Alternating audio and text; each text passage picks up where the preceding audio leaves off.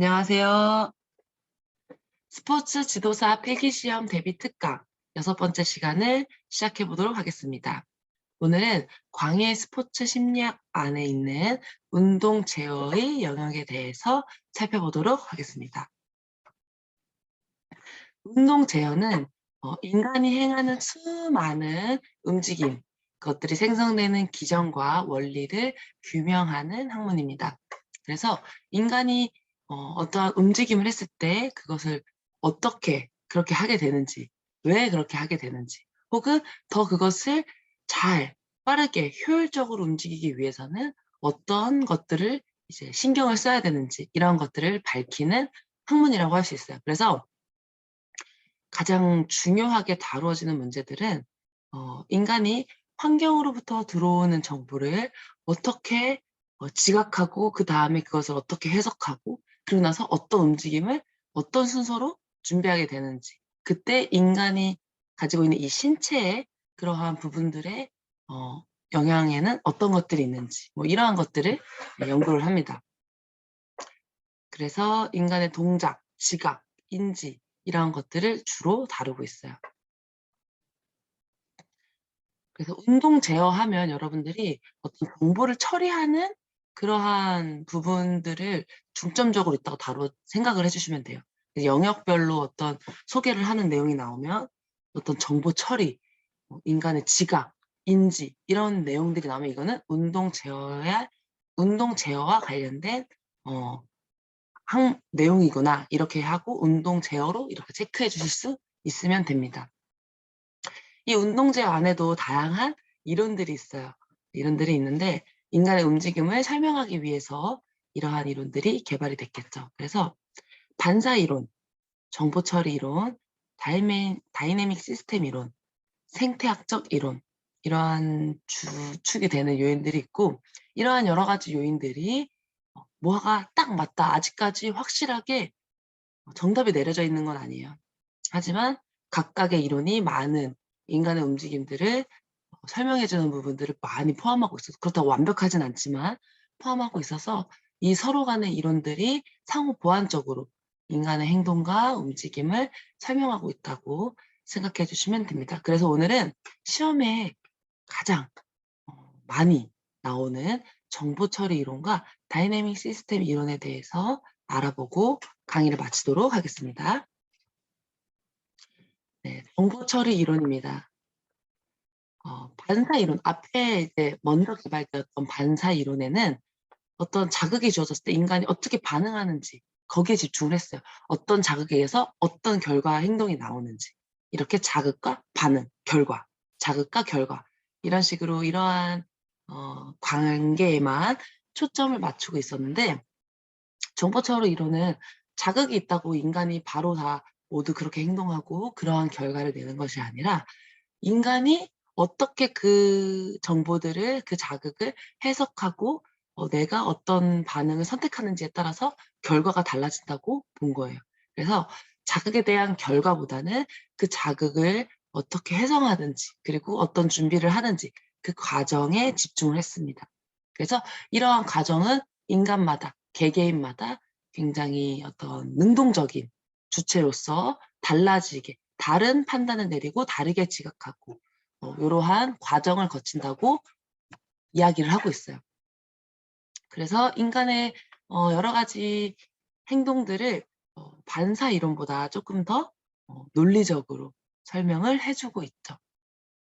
그래서 이 정보 처리 이론에서 중요하게 여러분들이 기억하고 꼭 암기해 두셔야 될 것들이 있는데, 자, 먼저 이 정보 처리, 인간이 이 정보 처리를 할 때 어떤 단계를 거치느냐, 감각, 지각 단계를 거치고요. 먼저 자극들을 어떤 자극을 이제 내가 받아들이고 무엇 어떤 정보가 있구나 이걸 판단하는 감각, 지각 단계가 있고, 그 다음에 반응, 선택 단계가 있습니다. 그 정보들을 종합해서 내가 어떤 반응을 선택할 것인가, 어떻게 반응할 것인가, 이걸 선택하는 단계가 있고, 그 다음으로 반응, 실행의 단계, 이렇게 3가지 단계를 거친다고 합니다. 이 반응, 실행은 이제 그 정보들을 다 종합해서 어떤 것들인지 지각하고 감각적으로 느꼈을 때, 그 이후에 내가 그럼 이제 이렇게 반응을 해야겠다 선택하고, 그 결정된 행동을 내 몸에 이제 전달시키는, 준비하는 단계까지가 반응 실행의 단계라고 할 수 있어요. 그래서 요 그림을 한번 기억해 주셔도 좋을 것 같아요. 여기 자극이 들어옵니다. 우리에게 자극이 들어오고 또 다른 그림으로도 이제 설명이 되거든요. 그래서 시험에는 혹시 이 관련된 문제가 나왔을 때 어떤 그림이 나올 줄 모르니까. 자, 처음에 자극이 있어요. 그러면 반사이론에서는 자극이 들어오면 인간이 어떻게 반응하더라. 실제로 아직까지도 이렇게 반사적으로 인간이 행동하는 것들이 있거든요. 특히 어렸을 때. 그래 가지고 요러한 이론도 아직까지도 이야기가 되고 있는데, 자, 자극이 들어왔을 때 반응을 합니다. 근데 이제 정보 처리 이론에서는 자극이 들어왔을 때 그 짧은 시간에 인간이 지각하고 그 반응을 그리고 나서 어떻게 할지 선택하고 그것을 내 몸에 전달하는 그 시간까지 이제 그런 처리하는 과정이 포함된다고 보는 거예요. 그래서 아까 말했던 것처럼 감각, 지각 단계는 환경의 정보를 확인하는 그러한 단계입니다. 그래서 만약에 공이 날아오고 있다. 그러면 공이 어느 속도로 날아오는지, 방향은 어느 쪽인지, 지금 주변에는 동료들이 어디쯤에 있는지, 이러한 것들을 빠르게 판단하고 지각하고 하는 능력이겠죠. 아무래도 그 운동 기술을 조금 더 숙련돼 있는 개인일수록 이러한 감각 지각을 조금 더 효과적으로 할 수 있겠죠. 실제로 어떤 숙련자들이 더 운동 수행에 필요한 그러한 정보들을 잘 지각하고 받아들인다고 합니다. 오감을 통해서 이제 또 청각, 시각 이런 것들을 통해서 감각 지각을 하고, 그다음에 그 내가 지금 받아들인 정보를 종합해서 어떤 반응을 할지 이제 선택을 하게 되잖아요. 반응 선택 단계인데, 이때는 이전에 어떤 내 경험들이 내 기억에 남아있을 거 아니에요. 남아있는 그 기억들의 영향을 자주 받는다고 해요. 예를 들어서 내가 공이 이렇게 날아올 때 이렇게 했더니 반응이 결과가 좋았어. 그러한 기억들이 많다면 공은 피한다거나, 공이 날아왔을 때 내가 잡으니까 어떤 결과가 더 좋았어. 그러면 그러한 기억들이 있으면 잡을 거고, 아니면 이러한 상황에서는 피했어야 되고 이러한 상황에서는 잡았어야 돼. 이런 것들이 이제 우리가 기억을 하고 있겠죠. 그래서 그러한 이전 경험, 이전 기억에 영향을 많이 받아요. 그래서 경험이 많으면 많을수록 빠른 선택을 할 수 있겠죠. 그래서 연습을 통해서 자꾸자꾸 이게 선택 시간이 줄어들게 됩니다. 반응 선택 시간이 줄어들게 되고, 결정했다면 이제 이 결정한 내 생각을 내 몸에 퍼뜨리죠. 그래서 내 신경이라든가 내 근육이라든가 다 그 반응에 적합하게 준비할 수 있도록 합니다. 이게 반응 실행 단계예요. 근데 여기서 여러분들이 주의하셔야 될 거는, 이 반응 실행 단계는 아직 실제 움직임으로 나타난 단계는 아니에요. 반응은 여기 있죠. 반응 실행 단계에서는 내 그 결정된 사항을 몸에 전달할 뿐이에요. 전달했으면 그 이후에 이제 실제 움직임이 나타납니다. 아직 움직이기 전까지가 반응 실행 단계입니다. 그래서 요 그림도 여러분들이 잘 기억을 해 두셔야 돼요. 여기 이제 방금 이야기했던 그 정보 처리 과정, 감각 지각, 그리고 반응을 선택하고 정보를 지각하고 뭐 할지 선택하고, 그다음에 준비하고, 몸에 그 전달을 해서 내 결정을 전달해서 준비하고, 여기까지가 하나의 시간으로 잡히고, 그다음 실제 반응하는 움직임 시간, 이런 식으로 이러한 시간을 여러분들이 확인하고 보기에서 어떤 시간을 의미하는지 이제 고르는 문제들이 나올 수 있기 때문에 기억을 하셔야 되는데, 반응 시간, 방금 말했던 것처럼 요 세 가지 단계가 반응 시간입니다. 일단 인간이 정보가 들어온 순간부터, 자극이 제시된 순간부터 어떤 움직임을 할지 결정해서 몸에 신호를 보내는, 시작되기 전까지예요. 요게 반응 시간이고요. 움직임 시간은 여기 초록색. 실행해서 전달을 다 보냈으면 이제 실제 움직임으로 나타나는 시간. 실제 반응에 관련된 움직임 시간이 있고, 요 모든 이제 자극이 들어온 순간부터 정보 처리해서 실제 반응하는 그 시간까지, 이 시간을 전체 반응 시간이라고 합니다. 그래서 요 파란 색깔 단계 시간, 요 초록 색깔 요렇게 3 정도 시간 범위를 알아두셔야 돼요. 범위를 명확하게 구분해서 기억을 하시고, 시간과 관련된 용어들이 나오는 부분이 있어요. 자, 단순 반응 시간이 있습니다. 반응 시간은 아까 말했죠? 그 자극이 제시된 순간부터 내가 실제 움직임을 수행하기 위해서 그 어떤 결정을 내 몸에 보내서 내 몸을 조직하는 그 단계까지. 그 전체 그냥 반응 시간이 있잖아요. 그 반응 시간이 또 여러 가지 영역별로 나뉠 수가 있어요. 처음에 단순 반응 시간. 단순 반응 시간은 한 가지의 자극에 내가 한 가지의 행동을 할 수 있는 거예요. 공이 날아오면 피하기만 하는 거예요. 그렇게 단순하게 반응하는 시간을 우리가 단순 반응 시간이라고 합니다. 아무래도 다른 반응 시간보다는 굉장히 빠르겠죠. 그리고 선택 반응 시간이라는 게 있어요. 이거는 하나의 자극이 아니고 여러 개의 자극에, 한 개 이상, 네, 2개 이상의 자극에 내가 각각 다른 반응을 요구할 때 측정되는 반응 시간입니다. 운동 수행 장면에서 굉장히 많이 나오겠죠? 상대가 어떤 기술로 공격했을 때는 어떻게 내가 받아야 되고, 다른 기술로 공격했을 때는 내가 또 다른 기술로 받아야 되고, 이러한 것들이 선택 반응 시간이 될 수 있어요. 연습을 통해서 이제 점점 숙련시켜서 이 시간을 줄일 수가 있겠죠. 이 선택 반응 시간은 자극의 수가 많으면 많을수록, 그리고 그 자극에 대해서 내가 반응할 수 있는 선택지가 많으면 많을수록 길어집니다.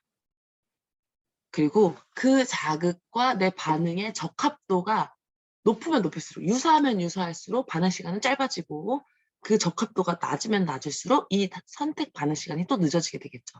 예를 들면 여러분들 이러한 과제 혹시 옛날에 TV에서 보거나 해봤을 수도 있을 것 같아요. 자, 글씨는 빨강색, 노란색, 파란색, 글씨는 이렇게 나오지만 각각 색칠되어 있는 색깔이 다르죠.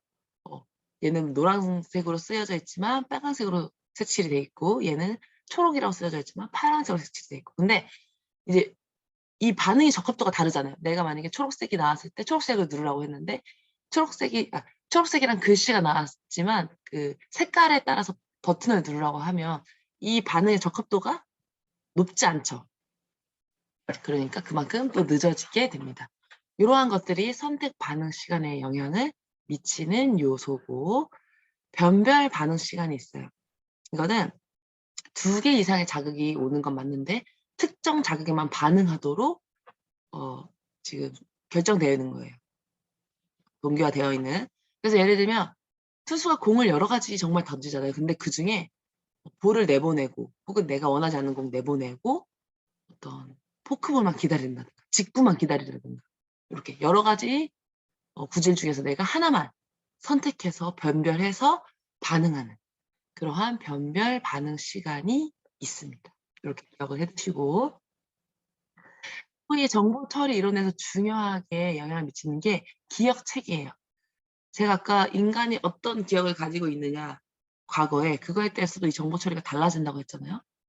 그래서 이 기억은 어떤 내용을 기억해서 저장하는 단계부터 인출하는 단계까지가 우리가 기억이라고 하는데, 이 기억의 단위는 기억의 그 정보의 양이라든가 그 정보가 저장되는 유형에 따라서 3가지 정도로 구분이 될 수 있습니다. 처음에 감각이 있어요. 굉장히 짧은 시간 저장을 하게 되죠. 대신 굉장히 많은 양을 우리가 처리할 수 있습니다. 이 감각 기억 단계에서는. 그래서 아주 쉽게 손실이 돼요. 한 10초 사이에서 다 날아가게 됩니다. 그 이후에 그 여러 가지 들어온 감각 기억들, 뭐 촉각, 시각, 뭐 후각, 여러 가지 기관을 통해서 들어온 이 감각 기억들을 빠르게 손실이 되는데, 그 중에서 내가 기억하고 싶은 것만 집중해서 조금 기억을 하죠. 그게 이제 단기 기억입니다. 이 단기 기억은 아까 감각 기억은 굉장히 용량이 여기도 극히 제한이, 여기도 굉장히 용량이 제한되는데 여기는 조금 제한이 돼 있고, 한 5개에서 9가지 정도를 조금 아까 감각 기억보다는 긴 시간 동안 기억을 하고 있을 수가 있어요. 그리고 굉장히 이제 선택적으로 처리를 하게 되죠. 내가 그 여러 가지 기억 중에서, 감각 기억 중에서 가지고 싶은 기억만 몇 가지 체계적으로 아주 선택적으로 처리를 하는 거예요. 근데 이 단기 기억도 굉장히 용량이 제한적이죠. 좀 제한적이고, 감각 기억은 훨씬 더 어 제한적입니다.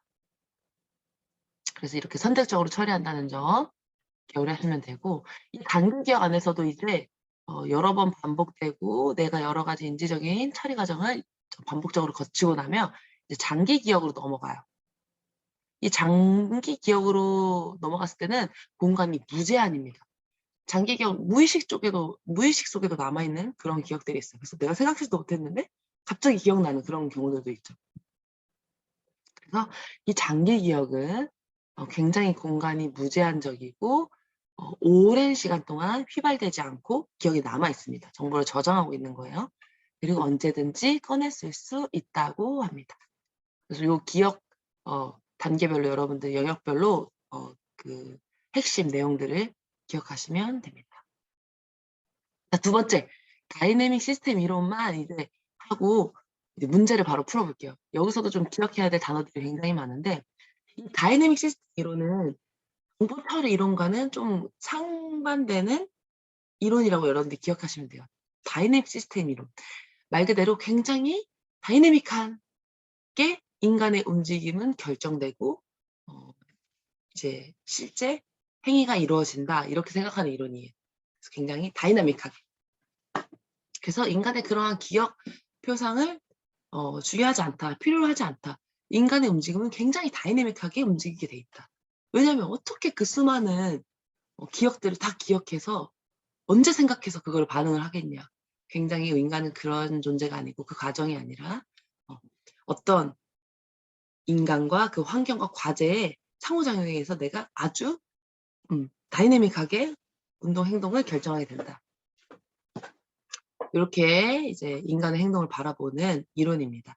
그래서 자기 조직과 비선형성 원리에 의해서 인간 운동이 생성된다고 이야기를 하고 있어요. 이 자기 조직은 인간이 어떤 기억을 딱히 계속 기억하고 있지 않아도 어떤 이 유기체 환경 과제의 상호작용이 적절히 이루어졌을 때 인간이 딱히 어떤 생각을 하지 않아도 몸에 기억되어 있는 그러한 자기 조직 원리에 의해서 움직임이 바로 생성이 된다고 기억하는 거예요. 그리고 그러한 움직임이 생성될 때 비선형성 원리에 따라서 아주 어떤 움직임이라도 내가 지금 옛날에 기억이 없던 움직임도 이 비선형성 원리에 따라서 아주 급변하게 준비가 돼서 생성이 된다고 합니다. 그래서 상변이에 어떤 내가 가지고 있진 않았지만 그게 상변이 작용을 탁 일으켜서 비선형성 원리로 움직임이 갑작스럽게도 생성이 된다고 보고 있어요. 실제로 인간이 내가 현재 엄청 습득되진 않았지만 여러 가지 이미 이제 숙달된 그러한 움직임을 통해서 아직 해보지 않았지만 한 번에 그 자극에 의해서 한 번에 이렇게 뭔가 이루어지는 경험이 있거든요. 그게 또 환경에 어떤 영향을 받기도 하고 환경에 따라서 좀 더 그렇게 좀 시너지 효과를 내기도 하고, 그래서 이러한 개념을 사용해서 인간의 움직임을 설명을 하고 있습니다. 그래서 환경의 중요성을 강조해요. 이 다이내믹 시스템 이론에서 아주 중요하게 다루고 있는 게 협응의 문제입니다. 인간이 어떻게 가장 효율적으로 이 몸을, 신체를 움직여서 어떻게 협응해서 움직임을 생성하는지. 그래서 이 협응이 어떻게 잘 되어 있으면 잘 되어 있을수록 인간이 움직임이 정말 아주 효율적으로 움직여진다고 해요. 그래서 최대한 잘 협응할 수 있는 방법으로, 어떤 움직임을 할 때 최대한 잘 협응할 수 있는 방법으로 인간을 계속 숙달시키고 학습시키고 요렇게 나아가는 것이 이제 운동학습인데, 그래서 효율을 아주 중요하게 여기고 이 협응도 환경에 따라서 어떻게 협응을 해야 될지 굉장히 달라질 수 있다고 해요. 예를 들면 어떤 과제가 있는데 지금 환경이 지금 공간이 넓은지 적은지, 혹은 공이 지금 빠르게 오고 있는지, 이쪽으로 오고 있는지 저쪽으로 오고 있는지, 빠른지 느린지, 이러한 여러 가지 환경 정보에 의해 따라서 내 협응도 다르게 해야겠죠. 조금 더 이쪽으로 움직인다든가, 조금 뭐 이렇게 느슨하게 움직인다든가, 빠르게 움직인다든가, 여러 가지가 있겠죠. 그래서 이러한 협응에 이러한 내용들을 포함을 하고 있고, 이 협응의 주요 문제로 거론되는 것들이 몇 가지 있는데, 이제 자유도의 문제입니다. 굉장히 유사한 움직임도 이 신체가 정말 많은 그러한 조직들을 가지고 있거든요. 그 요인들이 아주 단순한 움직임이라도 이 신체가 가지고 있는 수많은 운동 요소에 이제 딱 그 협응에 의해서 이제 결정이 될 텐데, 행동이. 그 수많은 정말 신경 단위는 10의 10승이라고 해요. 그래서 보통 관절 단위로 이 자유도를 계산합니다. 이 신경 단위와 근육 단위로는 자유도를 계산할 수도 없어요. 너무나 많아서. 그래서 협응을 하기는 하는데, 이 인간의 수많은 이 운동 요소들을 어떻게 인간이 통제해서 과연 협응을 하고 있을지, 뭐 이러한 것들을 설명하는 것도 굉장히 문제가 되고, 네, 그리고 맥락 조건 가변성이 있습니다. 동일한 근육이 활동을 해도 결과가 달라질 수 있다. 왜냐? 어떤 내 지금 조건이 어떠냐에 따라서, 그 조건이 어떻게 달라지느냐에 따라서 이렇게 인간의 행동의 결과가 달라진다라는 문제가 있는 거예요.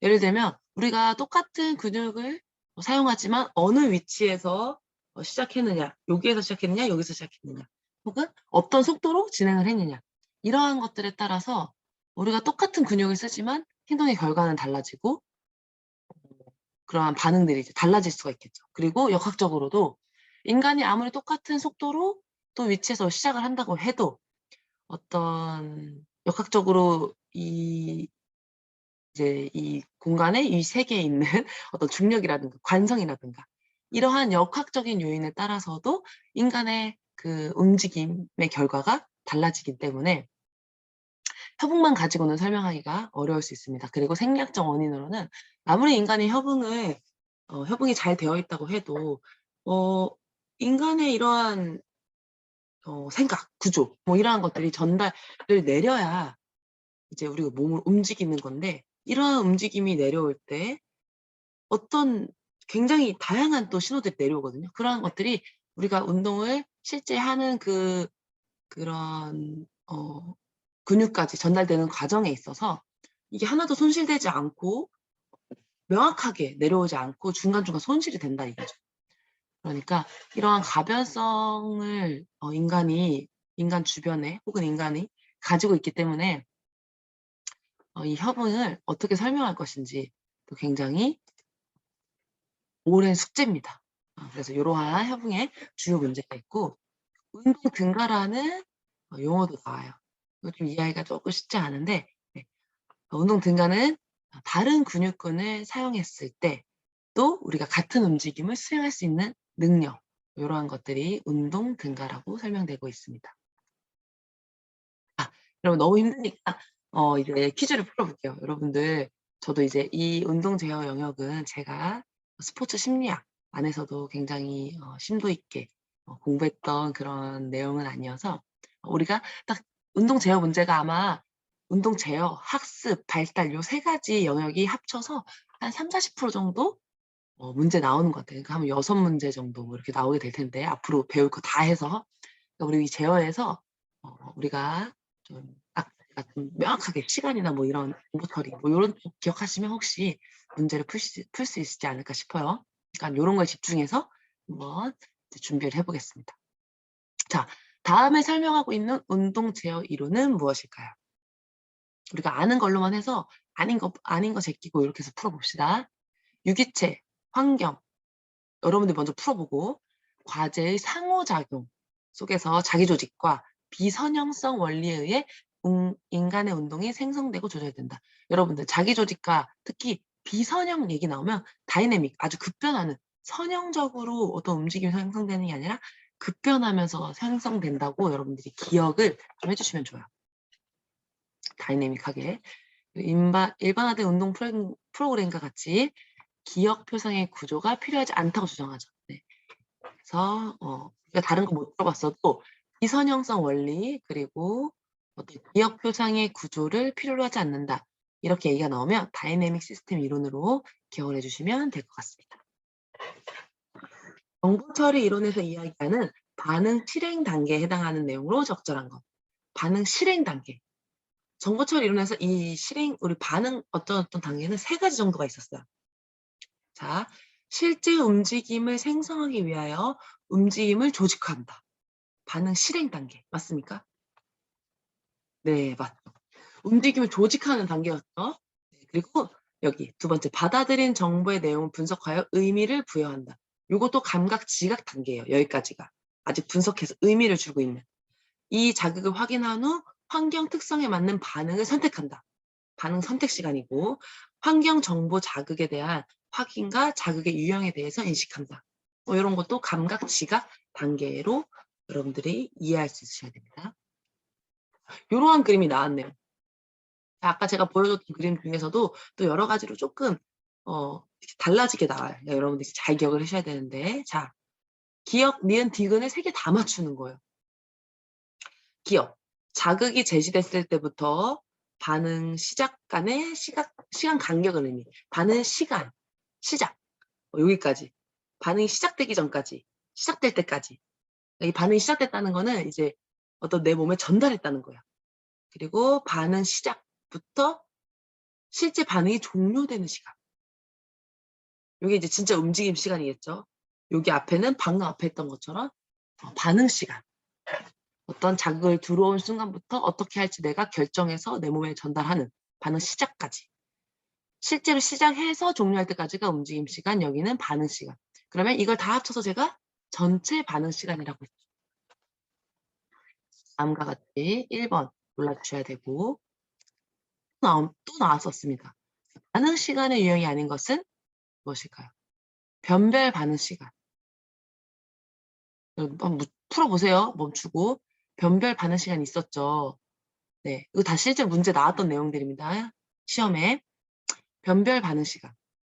어떤 여러 가지 자극에 있어서 내가 그 중에 하나만 선택해서 하는 거였고, 단순 반응 시간은 하나의 반응에, 자극에 하나에 반응하는 그런 단순 반응 시간. 자유 반응 시간. 이런 거 없었죠? 저희 안 배웠죠? 반응 시간. 2가지 이상의 자극에 내가 2가지 이상의 반응으로 해야 되는. 그래서 선택 반응 시간. 이렇게 했었고. 기억의 유형. 시험 문제에 나왔었어요. 자, 기억, 니은, 디귿이 무엇인지. 용량이 제한적이래요. 여기는 극히 제한적이래요, 용량이. 여기는 무제한이래요. 요거만 봐도 여러분들이 기억하셔야 돼요. 아주 극히 제한적인 거는 감각 기억이었고, 조금 제한적인 거는 단기 기억, 무제한적인 거는 장기 기억이었죠. 그래서 새로운 정보가 오면 쉽게 손실되고, 시간이 사라지고, 강화되고. 이렇게 여러분들이 기억을 해주셔야 됩니다. 기억이 단기고, 제한이 감각이고, 제일 빨리 날아가죠. 휘발되죠. 극히 제한적이죠. 용량이. 그래서 무제한적인 거는 장기 기억. 자, 니은, 니은에 들어갈 용어가 바르게 묶인 것. 여러분들이 이제 아는 단어를 가지고 나머지를 없애면서 좀 이제 문제를 풀어보면 좋을 것 같아요. 이걸 다 암기하기는 쉽지 않으니까. 자, 기억은 다른 근육군을 사용해서도 같은 움직임을 수행할 수 있는 능력을 말한대요. 이거 우리 뭐였죠, 아까? 운동 증가. 네. 요 내용이 운동 증가라는 용어를 설명하는 거고, 근육의 활동이 동일해도, 근육 활동이 동일하지만 조건에 따라서 운동 결과가 달라질 수 있다. 이거는 네, 조건, 맥락 조건의 가변성. 요게 달라짐에 따라서 어떤 운동 결과가 달라질 수 있다. 맥락 조건, 가변성이죠. 이렇게 1번이었고. 마지막. 다이내믹 시스템 관점에서 협응 구조 형성에 대한 설명으로 옳지 않은 것은. 협응. 여러분들 협응하면 이제 비선형의 원리를 기억하셔야 돼요.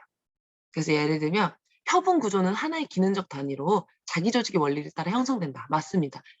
내 몸이 이제 어느 정도 조직화되어 있죠. 이 원리를 따르고 제어 변수는 질서 변수를 변화시키는 원인이 되는 것으로 동작을 변화시키는 속도나 무게 등이 있다.